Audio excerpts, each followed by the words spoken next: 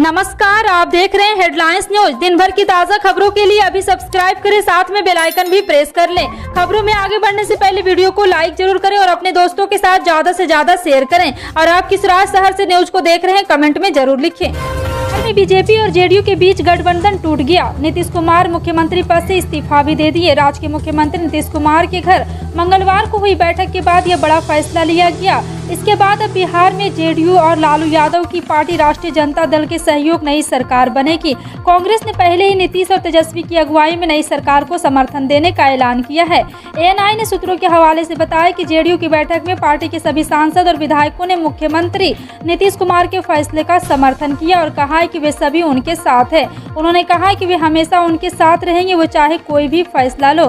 राज्य में बदलते सियासी हालात के बीच राज्य की राजधानी पटना में सीएम नीतीश कुमार और आरजेडी नेता तेजस्वी की थोड़ी देर में मुलाकात भी हुई। वे दोनों राजभवन में राज्यपाल फागू चौहान से मिलने के लिए एक साथ रवाना हुए। समाचार एजेंसी एएनआई ने सूत्रों के हवाले से बताया कि लालू यादव हर गतिविधि पर करीबी नजर खुद रख रहे हैं।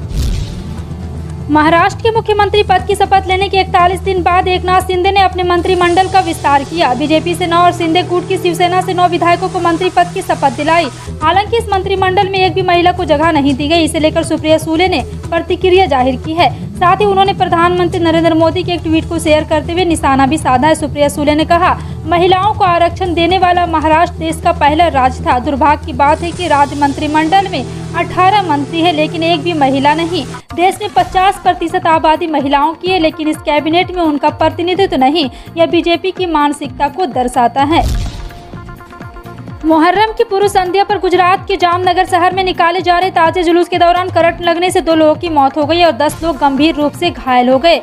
संभाग थाने के एक अधिकारी ने बताया कि घटना सोमवार की रात करीब 11:15 बजे हुई, जब जुलूस शहर के धारनगर मोहल्ले से गुजर रहा था। मुस्लिम समुदाय के लोग करबला की लड़ाई में पैगंबर मोहम्मद के नवासे इमाम हुसैन की शहादत की याद में मुहर्रम मनाते हैं। अधिकारी ने बताया कि इमाम हुसैन के मकबरे की एक छोटी प्रतिकृति ताजिया की बिजली की तार से छू जाने के बाद उसमें करंट आ गया, जिसकी चपेट में 12 लोग आ गए।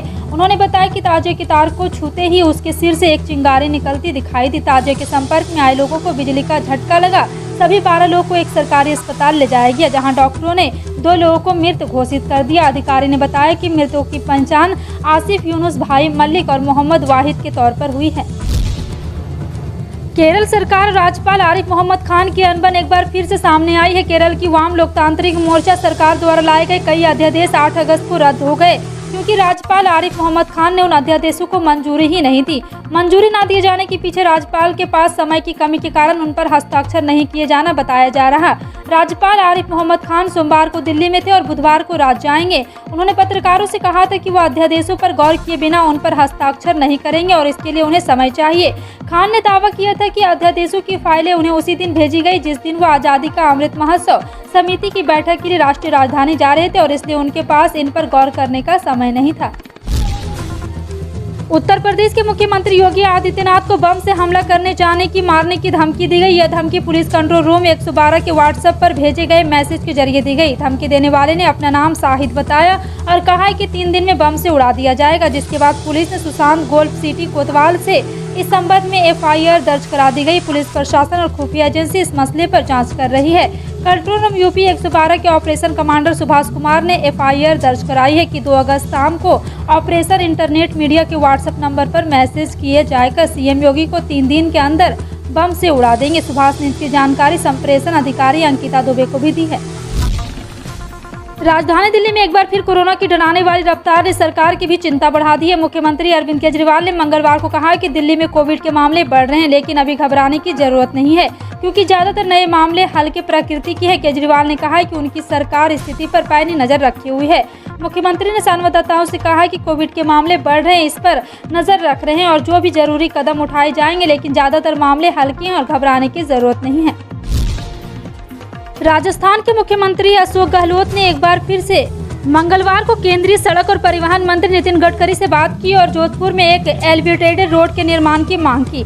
नितिन गडकरी ने राजस्थान के सीएम के प्रस्ताव को स्वीकार कर लिया। गहलोत ने कहा है कि सड़क को national highway authority of India के सौंप दिया गया है।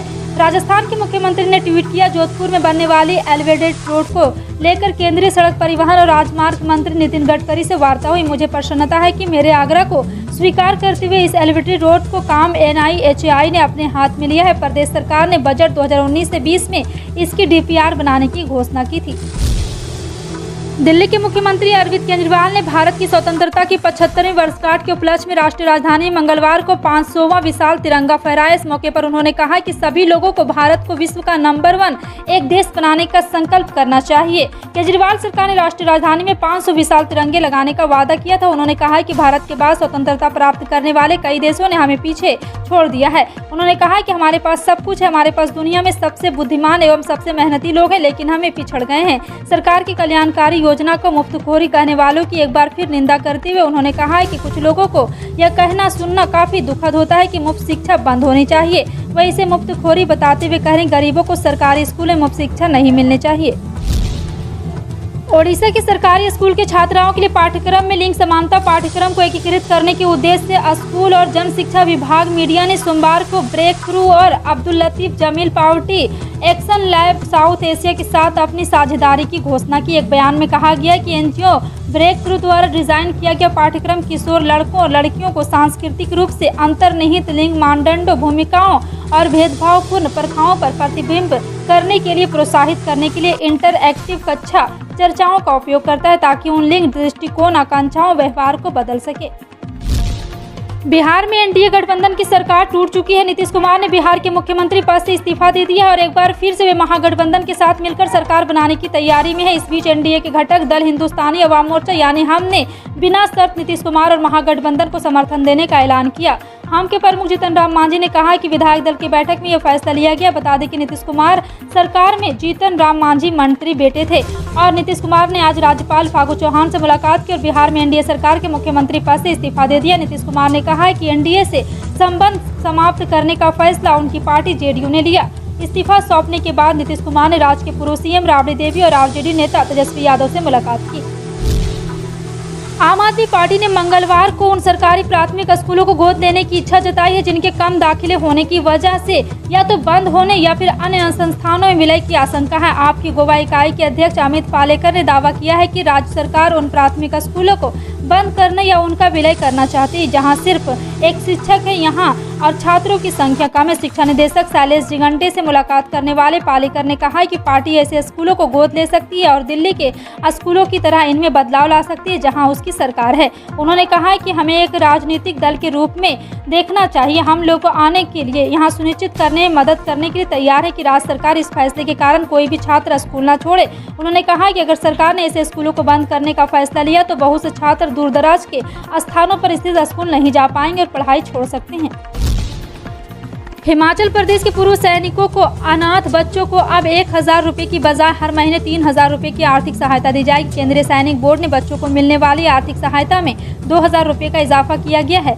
इसकी अधिसूचना भी जारी की जा चुकी है। अब जल्द ही इन सभी बच्चों या उनके अभिभावकों के खातों में केंद्र सरकार की ओर से यह राशि डाल दी जाएगी। बता दें कि इस आर्थिक सहायता को प्राप्त करने वालों बच्चे की उम्र 21 साल से कम होनी चाहिए, जबकि इस राशि को प्राप्त करने के लिए लड़की अविवाहित होनी चाहिए।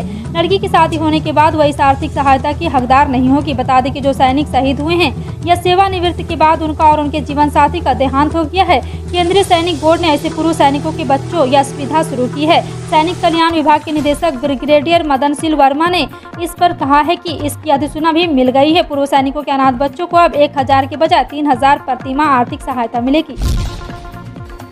तेलंगाना सरकार ने मंगलवार को केंद्रीय स्वास्थ्य मंत्री मनसुख मांडविया से कोविड-19 निरोधक कोविशील्ड टीके की कम से कम 50 लाख खुराक की तत्काल आपूर्ति कराने का आग्रह किया ताकि प्रदेश को एहतियाती खुराक की गति बढ़ाने में सक्षम बनाया जा सके। केंद्रीय स्वास्थ्य मंत्री को लिखे पत्र में प्रदेश के स्वास्थ्य मंत्री टी हरीश राव ने कहा है कि तेलंगाना सरकार ने पात्र लोगों को एहतियाती खुराक देने के लिए बड़े पैमाने पर अभियान चलाने का फैसला किया है। राव ने कहा है कि मौजूदा समय में प्रदेश में प्रतिदिन 1.5 लाख खुराक दी जा रही है और मांग के आधार पर प्रदेश के पास प्रतिदिन 3 लाख खुराक देने की क्षमता है। ओडिशा में मूसलाधार बारिश के बाद मंगलवार को राज्य के विभिन्न जिलों में नदियां उफान पर पहुंच गई, जिसके चलते गांव, कृषि भूमि और निचले इलाके जलमग्न हो गए। मौसम विज्ञान केंद्र ने कहा है कि सुबह 8:30 बजे से पहले 24 घंटे के दौरान कम से कम 8 मौसम स्टेशनों में 116 से 240 मिमी के बीच बारिश दर्ज की गई है, जबकि 44 स्थानों पर 65 से 115 मिमी के बीच बारिश हुई है। केंद्र ने कहा है कि नवरंगपुर के कोसामुड्डा में लगातार बारिश की संभावना जताई जा रही है। दिल्ली में कोरोना वायरस संक्रमण के 1372 नए मामले सामने आए, जबकि संक्रमण से 6 लोगों की मौत हो गई। राष्ट्रीय राजधानी में संक्रमण दर बढ़कर 17.85% हो गई, जो 21 जनवरी के बाद से सर्वाधिक है। स्वास्थ्य विभाग के आंकड़ों में ये जानकारी दी गई। उक्त आंकड़े 7 अगस्त के हैं। स्वास्थ्य विभाग ने सोमवार को दैनिक स्वास्थ्य बुलेटिन जारी नहीं किया था। आंकड़ों के अनुसार दिल्ली में अभी तक कोरोना वायरस संक्रमण के 19,70,899 मामले सामने आ चुके हैं। इन सभी खबरों पर क्या कहना है कमेंट सेक्शन में टाइप करके जरूर बताएं। इसी तरह की पल पल की अपडेट जानने के लिए जुड़े रहें आप अपने हेडलाइंस न्यूज के साथ। मिलते हैं अगली बड़ी खबर में, तब तक के लिए जय हिंद।